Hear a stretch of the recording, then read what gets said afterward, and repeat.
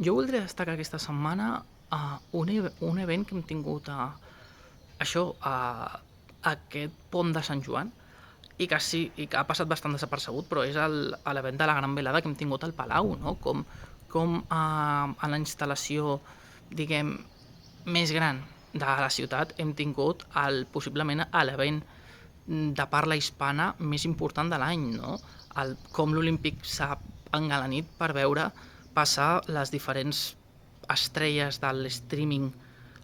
de parla hispana, com hem vist combats de boxa, que a part de l'Olímpic, a part de veure molt bàsquet, també una mica de boxa també es veia, i res, i volia això, destacar també la bona actuació que hi ha hagut, el coordinament que hi ha hagut amb les institucions. També voldria donar les gràcies a les persones que han escollit l'Olímpic, perquè crec que és una instal·lació que, tot i tenir ja molts anys des dels Jocs Olímpics, crec que és una instal·lació que encara continua tenint pes, és a dir, hem tingut moviments com els espectacles, els Globetrotters, els circs, també hem tingut aquí altres espectacles, i voldria recarregar la potència d'una instal·lació com és encara l'Olímpic, que ja han passat uns anys, no sé si després de 30 anys tocaré alguna petita millora, no ho sé, potser 30 anys en l'àmbit de les infraestructures encara és aviat, però crec que uns petits arregles o unes petites, potser, unes petites instal·lacions, unes petites millores, podrien potenciar encara més un pavelló que té, jo crec, una de les més caché o més força de tota l'àrea metropolitana de Barcelona. És a dir, jo crec que el Palau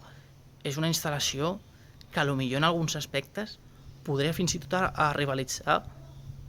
amb el Palau Sant Jordi, tot i que sigui una instal·lació encara molt més petita i tot i que no tingui com la gran fama, no? I també volia, per últim, donar el reconeixement també a com el Barcelonès Nord és un lloc on es poden fer molts espectacles aquest estiu. Hem tingut ara la balada de l'any aquí a Badalona i és un gran reconeixement, però també voldré destacar altres com el Rockfest que es farà d'aquí unes setmanes a Santa Coloma de Gramenet, al Parc de Can Fam, i altres com hem tingut ara, que és el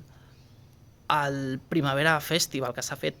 a la zona de Sant Adrià a Barcelona, però més el reconeixement a Sant Adrià no. El que vull dir és que això, que el Barcelonès Nord té un potencial en quant a acollir espectacles que al llarg termini, o veurem si en els propers anys, pot incrementar encara més la popularitat d'aquestes ciutats.